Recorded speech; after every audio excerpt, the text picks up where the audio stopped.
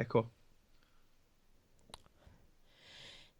Hey, Journeyers. I'm really excited for this episode because this is a topic that we all need to learn more about and become efficient in, and that's taxes. So I have Shane Mason, who is a CPA and tax wizard. Can I call you a wizard? That's fine with me. Been called that um, before.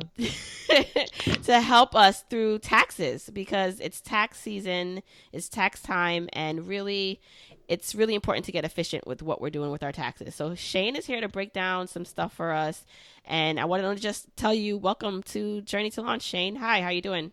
Yeah, I'm great. Thanks for having me. Now, okay, so we could just like jump right into like the meat, and then we'll get your background a bit as we go through it, but in terms of taxes, right? Why do we have to pay taxes? Let's start with that. Maybe that can help because there's so many people who get so annoyed, and I'll admit that I'm one of them when I see a check that I receive, and it's 40% less than the net is 40% less than the gross. Like, so why do we pay taxes? What's the point? Yeah, well, they're not very popular, income taxes. It's one of the few things that you pay for where you don't really feel like you get anything in return for it, whether it's entertainment or any type of credit from society. So yeah, it feels like you don't get anything for your contributions. But the point is that civilization has to run on something. So we have to throw money in the pot to accomplish goals that it doesn't make sense for individuals or corporations to handle on their own. Like building roads, for example. Someone's got to build the roads, but you don't want exactly competition in road building or sewer digging, right? Because otherwise we'd have two lines of, two highways that serve the same purpose running side by side. So for stuff like that, where competition isn't a great idea, we got to have taxes. And, Mm-hmm. on a more esoteric level, we've taxes are as old as civilization has been around. Everyone has been contributing to the pot, even back as, you can call me crazy for this, but even as cavemen, we were, contributing what we hunted into the pot. We split it up. You got your share. You didn't always get more than what you put in, but it was important for us to, as a society, all contribute. Mm-hmm. And it's just that we use money these days. Right. And I think what happens for a lot of people is, like you said, you don't necessarily always see the direct benefit, especially if you live maybe somewhere where, or you're in the situation where for you, you definitely feel like, okay, the roads are bad, and there's all these things wrong with my government and local government, and so why am I paying taxes? But I thought it was just important to note because it is important to pay our share in society. But I think the problem comes in is when we're not being like efficient with our taxes, because like, and that's why I wanted you on. And so, I mean, just some background on how we met. I myself have been we hired someone to do our taxes a couple years ago, and they made a mistake. And so when they made that mistake, I said, you know what, maybe I can just like do it myself, because at least if I make that mistake, I won't, I can only blame myself. And so I took on the role of doing my taxes for a few years. And then as I got more along the journey of financial freedom and independence, I started to realize, well, you know what, maybe this is not the like best way for me to go about handling my taxes, because there might be some things I'm missing out on, and maybe I need to bring a professional in. So you were one of the people that I spoke to about just, okay, how could you possibly help me, be more tax efficient? And I thought you did just a wonderful job talking to me, which is why I'm reaching out to you again to help, my listeners, because the next question I have for you, other than just like kind of a little bit of your background, is why should someone like think about hiring a tax professional versus doing their own taxes? Yeah, yeah. Well, I think it's great to be on both sides of that coin, to do your own taxes and then to also have someone, once you feel like you're overwhelmed with what's going on, or you think there might be angles available to that you're not taking advantage of, to talk to an accountant. And I have no problems telling people that, look, your taxes are too easy to pay someone to do it unless you are just not willing, like you're just not a DIYer. And with taxes, it's a big expense that people incur. It's one of the biggest expenses that you will incur over your lifetime. So having an ally on your side to help explain it and assist you with it, I think is a really great idea. I talk to people that make hundreds of thousands of dollars in business income that don't hire an accountant because they're worried about spending $500 to $1,000 when I know that I'm going to pay for myself 5 or 6 times over. I know that that's not the usual case, but An ally on your side can be really useful. And if that person can communicate to you what they're doing, and they should, with all of my clients, we have a summary meeting. Once I've prepared the return, we review it together and I explain what's actually happened. And most clients, when they come to me, didn't used to get that description and explanation, and they find it illuminating and really helpful. And if you realize that you can do it on your own, then go for it. An accountant should be honest with you about whether or not it requires their assistance or expertise to handle that type of thing or your situation. So I think that is something great to keep in mind. But at the end of the day, if you're just not a DIYer, I think it's a wonderful idea to have someone that you connect with to help explain to you this weird tax world, really complicated tax world. Mm-hmm. Now, do you think like at certain income levels, it doesn't make sense? So if you're like a lower to low, like mid range income level, like do you think it should be based on income or really just the complications in your taxes?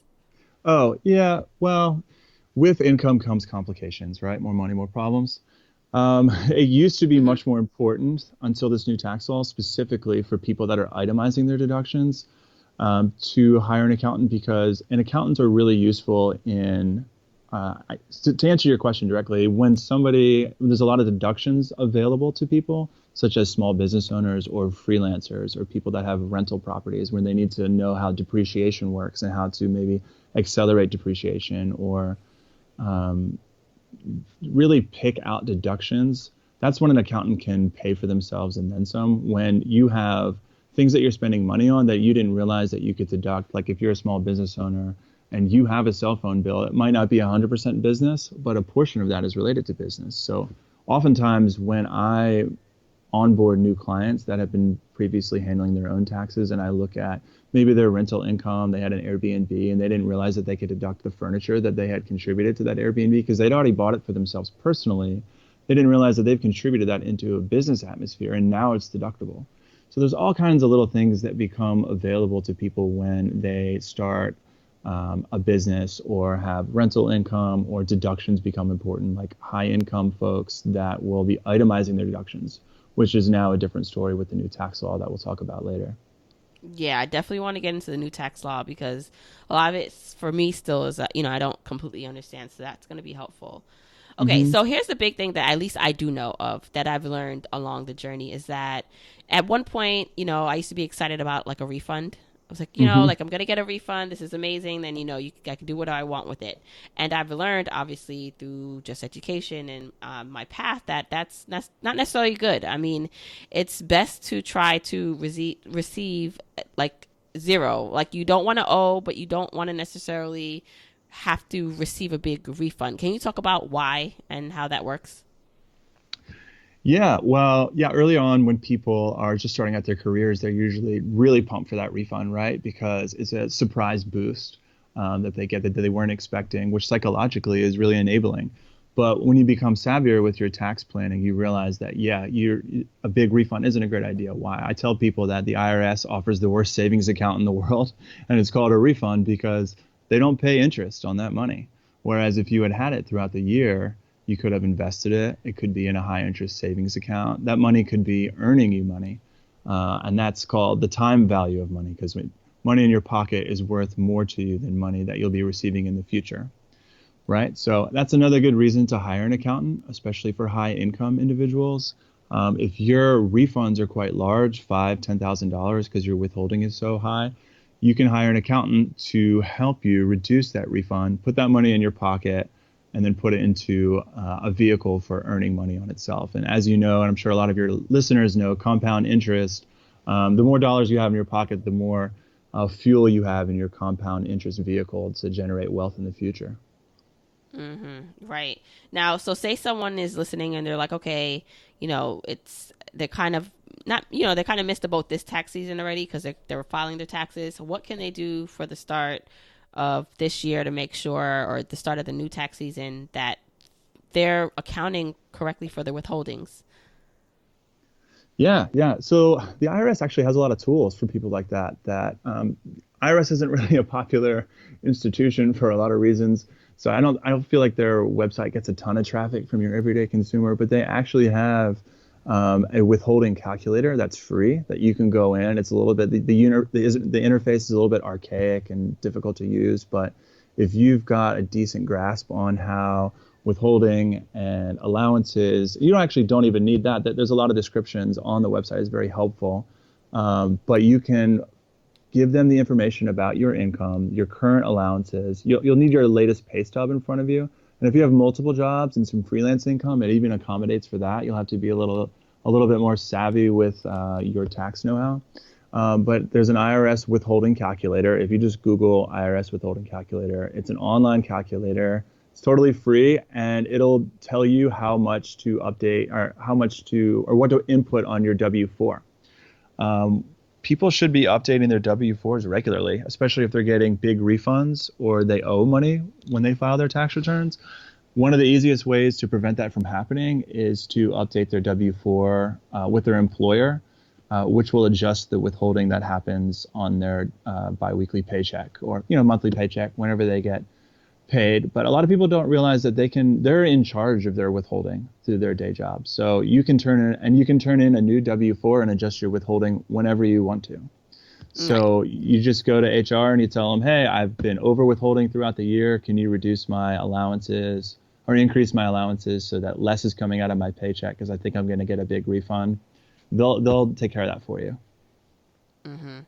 And like you said, you can also, if some of this is just foreign to you and this you just don't understand, you could take some time and some money to invest in maybe an accountant or somewhere to help you figure that out for yourself. Yeah, I don't want to say that 100 times on the show. You just hire an Right, accountant. right. Just hire an Yeah, accountant. yeah. But yeah, a lot of accountants will help you at an hourly rate to avoid that. And if Right. you're getting refunds of $10,000 a year, you could have earned, I don't know how much interest or dividends and interest on it. Does that come out to the cost of an accountant? Is that a free tax prep solution for Mm. you? If Mm-hmm. it's the same cost, Right. then you're netted out to zero, and someone else has handled the arduous tax preparation process, and there's a CPA at the bottom of the return rather than the term self-prepared. So I think there's some value in that. Right. Is there a difference in like if you get audited more if it's self-prepared versus a CPA at the bottom of your tax return? Not really. No. Okay. Um, Okay. the the determination of when you get audited is mostly determined on how big your income is, because the IRS is under strict budget constraints these days. This is the smallest the budget has ever been for the IRS. So they have to look at every return from a cost benefit analysis standpoint. So they have to get the most from the resources that they're provided from audits. So typically the most they can get from people is the returns that are ripe for audit are ones that have high income, because they have deductions that they can easily disallow and thus reap more benefits from those audits. So Mm. that's the Okay. biggest determining factor in when audits happen. Other Okay. factors are like if people have Schedule Cs because they're freelancers, they know that those people are self-reporting their income. So when you self-report how much tax you want to pay, what's the inclination there? What's human nature there? Right. They're gonna think you're not being honest or you're kind of game the system a bit. Yeah, you have the opportunity to. Yeah. Okay. Well, all right. So, what are some, I guess, common mistakes that people do make on their taxes that we can stop making today going forward? The most common one I see is not taking sufficient deductions on freelance returns or Airbnb or Schedule E, people that have rental properties, just because they don't know what's available to them. A lot of people don't realize that they have deductions that are available to them, such as the furniture item that I mentioned earlier. Or one that really hurts people is depreciation, because it's a complicated calculation. I had a client recently that had not taken depreciation on two rental properties for 15 years, because their brother had told him that it was a bad idea, because when they ultimately sell the properties, they'll have to recapture that depreciation and pay a bigger gain. When in reality, he would have been paying less taxes over 10, 15 years. And that money, we talked about time value of money earlier, could have been invested in the market, or it could have been in a savings account or what have you, used for day-to-day expenses. And he ended up having to file all types of updating paperwork. Cost him a lot of money for me to fix everything because catching up with the IRS, they have to review all the depreciation schedules, and it's pretty nasty. So doing it right the first time ends up saving you money in the long run. Now, how Uh, far can you go back? Like, so you said 10, 15 years, because I have a feeling that I made that mistake myself when I moved out and my primary residence I had a condo became my rental property. I do not remember in the beginning stages, even when I hired someone and I don't, maybe they just weren't the right person. I don't remember mm-hmm. taking depreciation. So how far back can you go back to like fix that? Mm-hmm. Depreciation is kind of strange. So if you fix it within the first 2 years, you don't have to file any special paperwork. But after that, you have to file a special change of accounting method, which is a complicated document. But you can do that for 10, 15 years later, but you can't go back and amend the previous returns. You can only update it up to the current date. So you can amend the prior returns for depreciation, but you can get yourself on the right track and take a huge depreciation deduction on the current year return to get you square for the current year and running into the future. Mm. So that's a special rule for depreciation. But for normal amending of returns, if you realize a couple of years later that you should have taken a specific deduction, or you just need to make a change that'll help you out, or even if you need to make a change that will make you pay more tax, but you want to make sure that you catch it before the IRS does, and it'll cost you a lot of money in penalties and interest, it's better to disclose that before the IRS catches you. You have 3 years to amend a return and still claim a refund. So it's 2018 now. So the earliest return that I could amend to claim a bigger refund would be a 2014 tax return. Now that's 2014 to 18. That sounds like 4 years, right? Well, the 2014 return wasn't due until April 15th of 2015. So you have 3 years from that date. So you've still got about 2.5 months to amend a 2014 return to get yourself square. And then 2015 and 16 rolls forward from there. Okay, all right. Yeah. Now, now I also want to touch upon this because I get asked this a lot, and this is what's like the better like so these retirement accounts that we have access to. So some of us, if we work for a company, we have the 401k access, and then we have our Roth IRA access. Just anyone can do that. So I get this question asked a lot: that what's the ideal way to, or the first account they should invest in? I for one, I know for my income level, it's best for me to first pile money into a pre-tax retirement account, and then of course if I can do like a backdoor Roth IRA, I do that. But then there's some people where it makes more sense, maybe you can tell me if I'm wrong, to invest first in a Roth IRA because of their income, and then if there's more room, invest into a pre-tax retirement account. So can you just talk a little bit about what factors one should consider when deciding where to invest first, if it should be based on income or when they want to retire and things like that? Yeah, yeah, totally. This is a really common question because there's basically three options, right? And this is how I do the introduction to the three options. There's three different types of accounts that vary in their liquidity. So the less liquid that they are, the more tax benefits they confer to you. So there's a normal account, which is the most liquid. You can cash that out at any time. There's a Roth account that's in the middle, and then there's tax deductible accounts, right? 401ks, traditional IRAs, SEP IRAs, solo 401ks. There's a lot of those. And then there are various types of accounts under each of those umbrellas. There's a Roth 401k, there's a regular Roth, et cetera. But then, the taxable accounts are the most liquid, but they have that tax drag that's preventing that wealth within that account from growing as quickly as it could in a tax-free environment, because the tax is chipping away at the earnings within those accounts every year. And if you ever sell any of the investments within them, there could be capital gains that will be taxable as well. Roth accounts are in the middle, where you've paid tax on the money already. It goes into the account, grows tax-free. Everyone knows the basics of that, but there are no required minimum distributions from the Roth, so that's wonderful.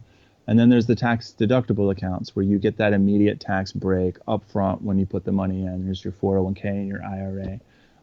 That's really nice because it keeps your cash flow. It helps out the cash flow right now because you're paying less in tax, which everybody loves up front.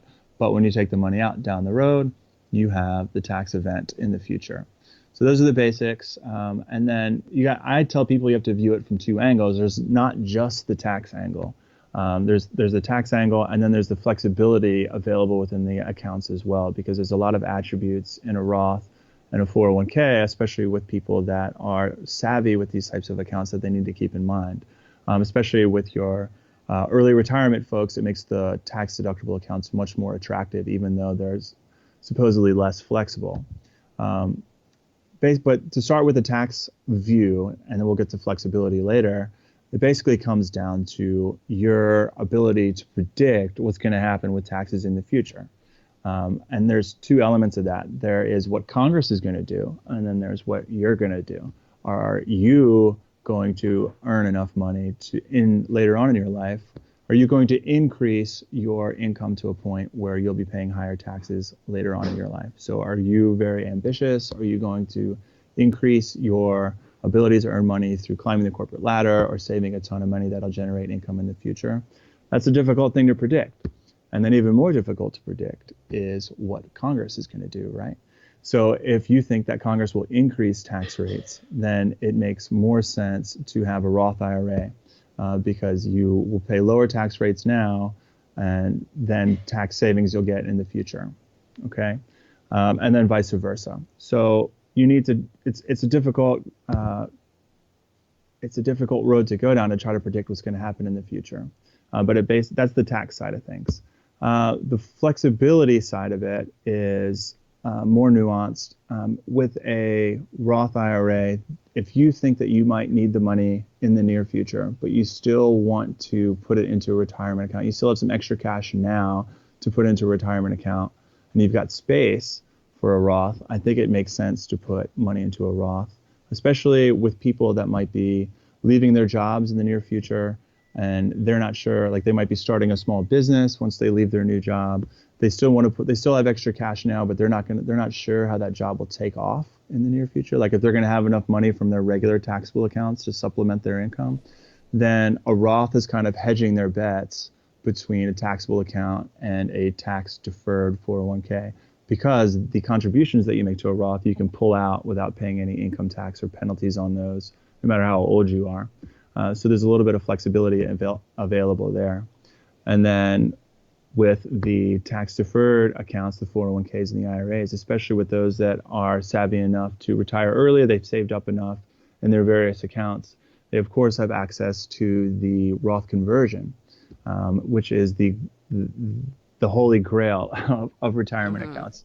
You got the deduction when you put the money in, and then you never pay tax when you take the money out because you were able to convert it into a Roth over the period of your life where you are in very low income tax brackets, including a 0% bracket. I don't know if we want to talk about Roth conversions right now. Well, no, I think that's a good, I think that's a lot. That's a good amount. And I want to note that, so I know in the early retirement space and the people who want to reach financial independence, the reason why they like to just funnel as much money into the pre-tax accounts is because this is what they believe their high income earning years are. Like, they're hustling just like me. Like I'm hustling, working hard, building my income, trying to make as much money as possible, because I know, like, let's say if I do in fact retire in 5-10 years, my income will be much lower because I'll be drawing down on just, my investments at that point. I won't be necessarily actively making hundreds and hundreds of thousands of dollars. So in that case, that's why a lot of the early retirement financial independence folks prefer to, funnel as much money into the pre-tax retirement accounts. And then obviously, like, the best thing is to max them all out, but not everyone has that. Right. Not everyone is able to do that. So, but yeah. Okay. There's two other things that I want to talk about there. There's a lot of things. Congress, like, how much lower can tax rates go right now? Like the bottom tax bracket right now is 10%. The next one is 12%. They have to be somewhere. And where we're at right now is one of the lowest tax rates, tax brackets that we've ever had in America. So where can they go? How much lower can they go? And the other thing so in the future, if they're going to be raised, it makes more sense to have a 401, it affects the Roth versus 401k calculation right now, but the other thing that we need to think about is state income taxes as well. So if you are paying in New York, for example, if you contribute to a 401k, you don't have to pay state income taxes on that money as well. New York City, there's a 3% tax rate. New York State is 6%. So that's around 9-10% of tax savings up front. If you were to leave New York in retirement or whenever you withdraw that money, and you were to go to a state that's either a low bracket or a 0% bracket, like Texas, Florida, Washington, Nevada, et cetera, then you would get a guaranteed return of 9% on that money that you've contributed. Everybody loves a guaranteed return, especially of 9%, right? Mm-hmm. So, So I mean that makes sense, which is why then people do tend to, once they do retire, move out of the high tax states to the lower tax or no tax states. yeah, well, I just bring that up because a lot of calculators that you'll see online that will do the calculations, they'll use your federal marginal tax rate instead of the federal plus state. So think where it would lean towards Roth, you might want to lean heavier towards 401k with if you're living in a high state income tax state. Okay, that's good to note and to consider. Yeah. Now, so in terms of, okay, so let's say someone is on the path and they want to start setting up a place or a plan in which they want to retire early. What types of steps or in what way should they be investing differently? Because I know we are not going to get too deep into what the the conversion ladder, but Hmm. you want to be able to access your funds. So let's just say, like for me, my husband and I, we were putting a lot of money into our pre-tax retirement accounts. And so but at some point, if we want to access that before the standard age, we're going to need to access it and hopefully not pay a crazy amount of taxes. So is there something that people should start thinking about if they're more advanced, so advanced journeyers, people who are further on the path looking to do this in a few years, like do differently or start thinking about? So do you mean like 72T distributions, or do you mean like advanced tax strategies, or do you just mean like should they be looking at the Roth versus 401k contribution from a different angle? Yeah, I guess should they be looking at where they contribute, at a different angle? Should they, like you said, it's maybe you might answer this already. You said if you're looking like kind of leave your job, or like a Roth IRA works really well because you get to access that money. So like, you start maybe bridging that gap that way because you're going to need some income, or you start maybe you have to forego the pre-tax and post-tax retirement stuff and do taxable because you still need money to live off of, and you need to be able to access it sooner than later. Yeah, yeah. Well, it depends on your expenses, right? Because if you can live on, there's a certain amount of money that you can distribute from a 401k that will be taxed at 0% because of your standard deductions and your itemized deductions, and then any tax credits that you might have, or if you own property that generates losses, et cetera. So it's on a case by case basis, but generally people that are going to retire early, I see the tax deferred 401k as a much better option because you get the immediate arbitrage because you have been able to earn enough money in your life early on in your life, which is, if we're talking about people that are retiring early, then they have spiked in their income, right? In their 20s and 30s and 40s. So you're probably in a very high tax bracket. So if you get to play that game where you are in a very high tax bracket and you've been able to save in a tax deferred account, and then you now have retired early so you can take distributions from those accounts at very low tax rates. And by distributions, I mean converting to a Roth and then take distributions. Or you can do a 72T distribution, which is basically annuitizing your income from these, or annuitizing the distributions from those 401ks and IRAs over the next 10, 15 years, depending on how early you're retiring. So you get to play a lot of games with tax arbitrage where it's you're much more flexible and you have much more advantages tax-wise with 401ks and IRAs, tax deferred accounts, than the tax-free or the taxable accounts like Roths and normal taxable accounts. Yeah. Okay.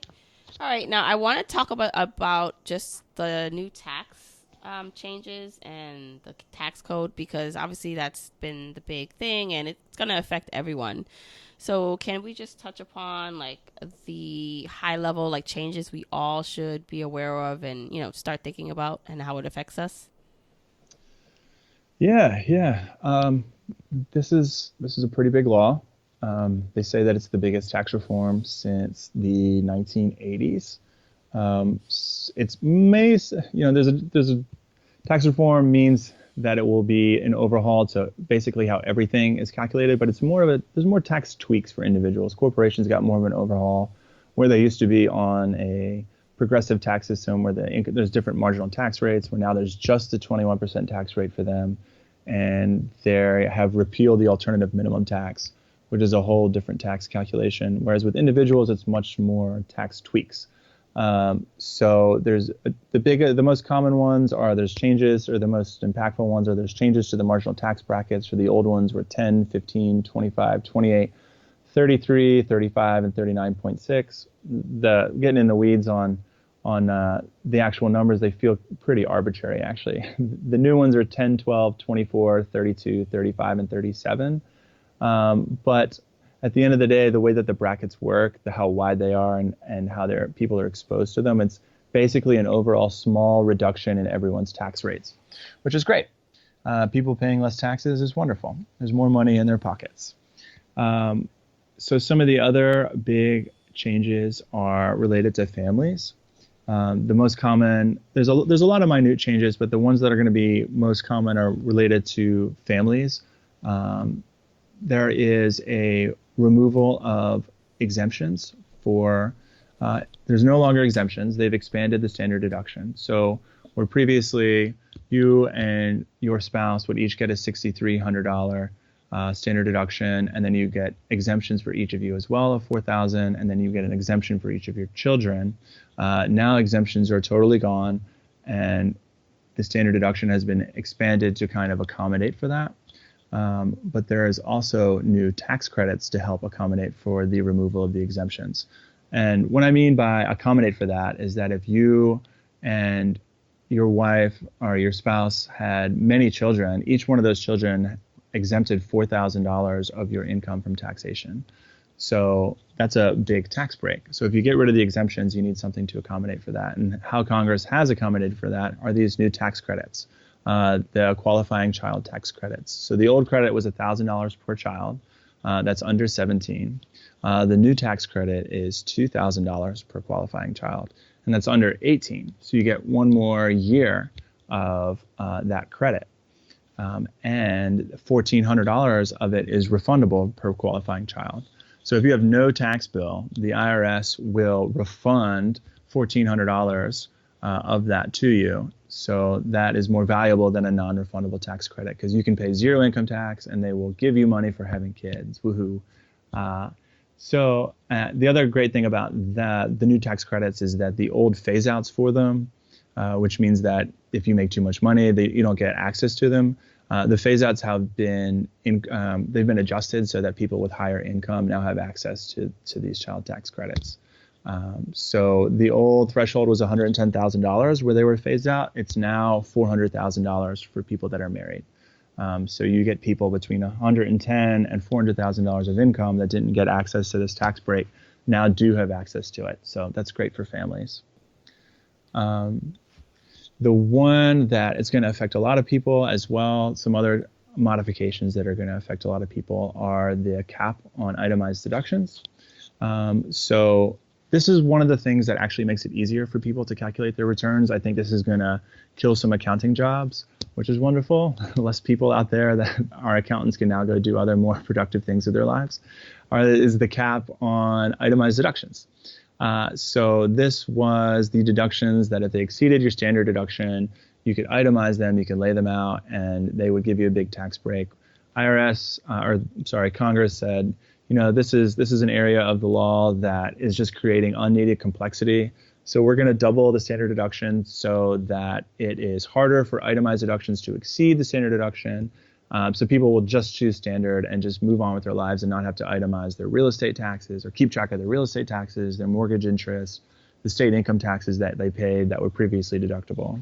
So that makes it easier for a lot of people to get a tax break without keeping track of all those expenses. But they still exist. It's just that it's harder for your itemized deductions to exceed your standard because there's limits on them now. There's now a $10,000 cap on the amount of state and local income taxes that you can deduct.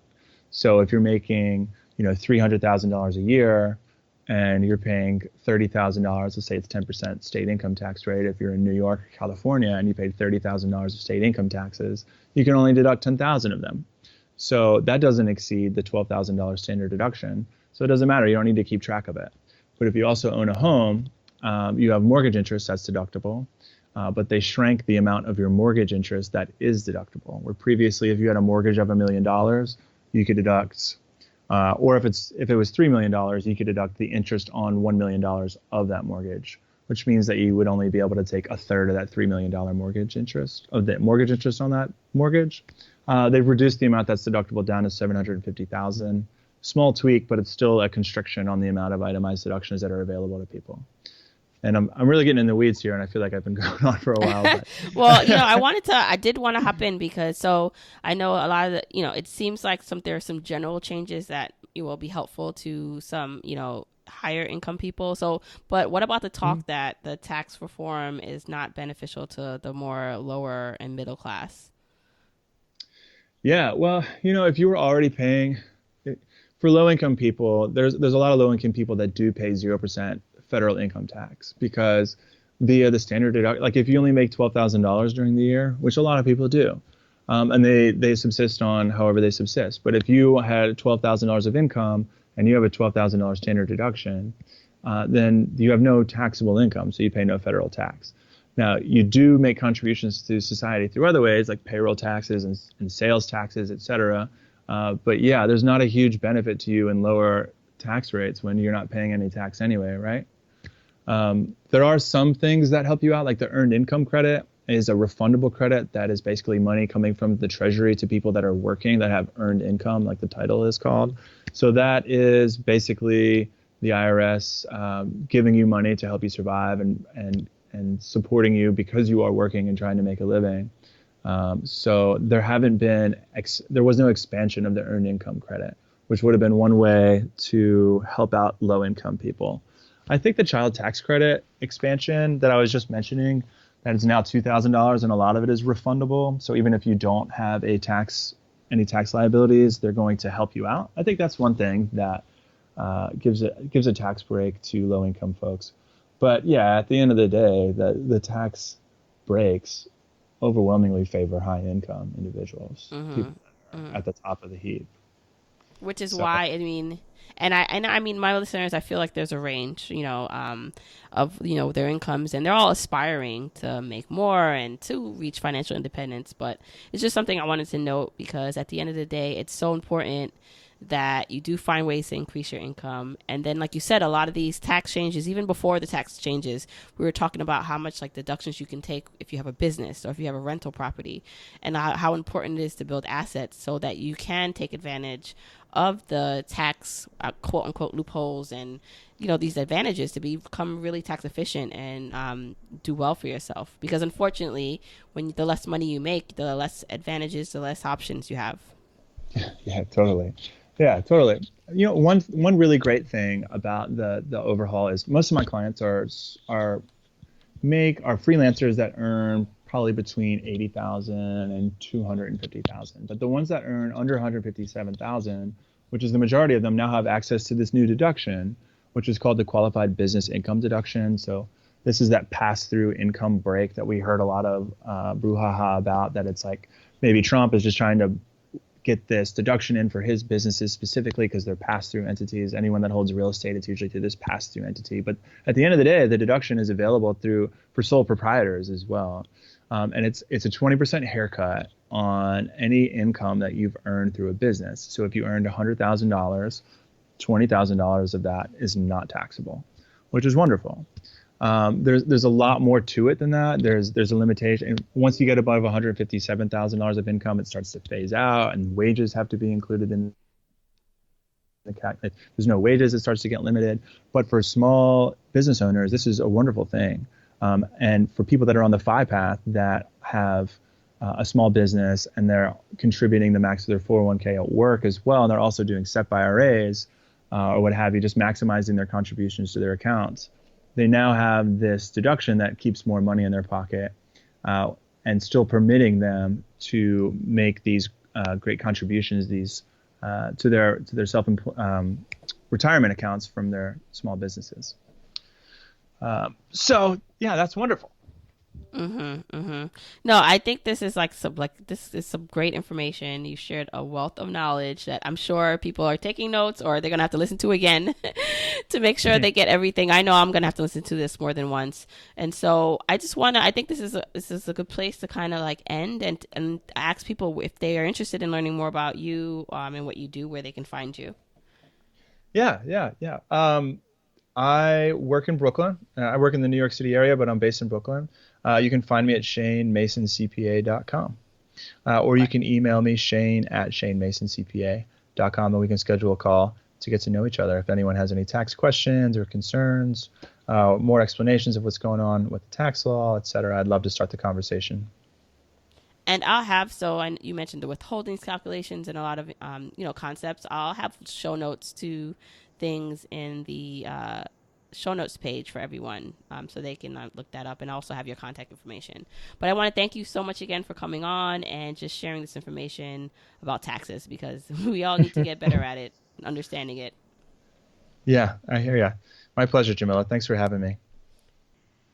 Okay, well, yeah, there's a lot to talk about. I'm glad I didn't go. There was only one thing that I didn't mention that might be useful to some of your clients. Like anybody that has kids in private school, um, Uh-huh. 529 plans are now available for private school tuition, not just college, with the new tax Oh, laws. okay. Yeah, so When you you say could. private school, okay, yeah, and I can edit this back in, so we can start talking about it, and I can have my Okay, editor put it back in. yeah, okay, cool. So yeah, 529 plans are also now available for private school. So whereas previously you could put money into a 529 plan, you get a tax deduction for it now if you're in a state that supports tax deductions for 529 plans. I know New York and New Jersey you'll get a tax deduction for it.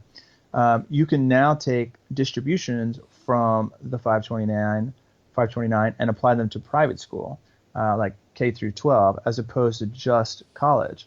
So where people currently have kids in private school, you put the money in. One tax hack that's available is you put the money in today, you get a tax deduction for it. 2 months later, you take the money out, give it to the private school for tuition, and then all you have done is put a 529 plan in between you and the private school, and you get a tax break for it. So that's a quick little tax hack that might put $1,000 into a taxpayer's pocket every year for the next 18 years or 15 years, however long kids are in Yeah, school. I did not know that. That's very helpful. And I want to also debunk the myth that like you have to be very wealthy to send your kids to like a private school, because my son, he's going to a Catholic school now, so we have to pay that tuition, and we make good money, but we're not like extremely wealthy. So I feel like that tip will be helpful for a lot of people. I know that's helpful for me, so I'm going to definitely look into that for myself. Yeah, and if your kid is qualified, if you're not super high income, but your kid is qualified for a scholarship for a private school, then there's an additional benefit to you there. Yeah. No, that's awesome to know. Thanks. Yeah. Okay, yeah, I'll edit that back in because I thought that's very helpful actually.